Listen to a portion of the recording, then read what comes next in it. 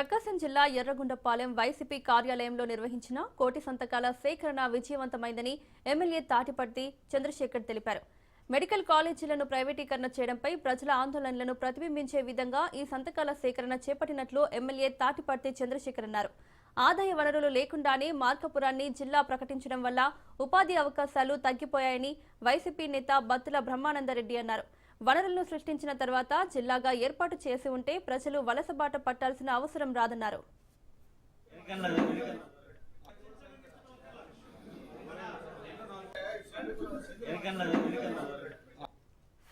ఉన్నటువంటి మెడికల్ హాస్పిటల్ని, గవర్నమెంట్ హాస్పిటల్ని ప్రైవేట్ పరం చేసి వ్యాపారం చేసుకోవాలనుకుంటున్నారు.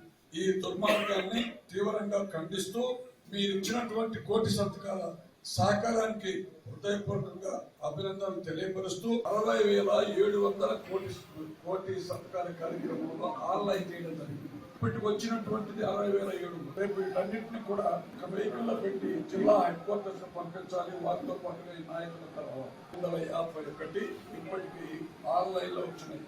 అంటే ఎక్కడ ఊరక వేగ్గా చెప్పడం కాదు. గౌరవ పాత్రికేయులు శుద్ధ క్రితంలో 60,700 మనం వచ్చినటువంటి మళ్ళీ ఈ గంట 200 పెరిగింది. ఈ విధంగా యాడ్ అవుతూ వస్తుంది. కాబట్టి మరొకసారి ఈ నియోజకవర్గ ప్రజల యొక్క చైతన్యానికి, ప్రజల హక్కుల కోసం పోరాటం చేస్తున్నటువంటి గౌరవనీయులు గౌరవ శాసనసభ్యులు తాటిపర్తి చంద్రశేఖర్ గారికి హృదయపూర్వకమైనటువంటి అభినందనలు తెలియజేస్తున్నారు.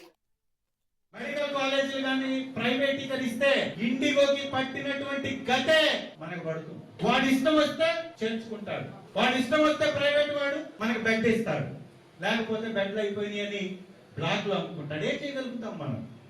బాగలేనటువంటి ఒక వ్యక్తి మన నాకన్నా రాగలుగుతున్నాడా? అట్లాంటిది ఏంటి సీఎం కి కంప్లైంట్ చేయగలుగుతాడా? మెడికల్ కాలేజ్ అనేది మనకు అత్యంత ముఖ్యమైనది. ఈ విషయంలో ఎంత పెద్ద ఎత్తున ఈ సంతకాల సేకరణకు ముందుకు వచ్చారో ప్రజలు, వీళ్ళంతా రోడ్డు మీదకి వస్తే ఎట్లుంటుంది? తడిసిపోదు ప్రభుత్వాన్ని.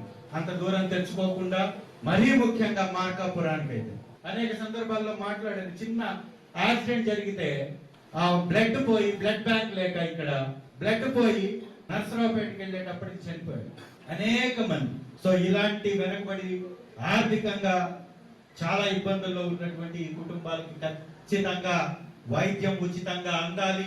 ఇది వైఎస్ఆర్సీపీ జగనన్న గారి ఆధ్వర్యంలో మేము చేసినటువంటి ఈ కోటి సంతకాల ద్వారా ప్రజలు వాళ్ళ యొక్క ఆలోచనని, వాళ్ళ ఇష్టాన్ని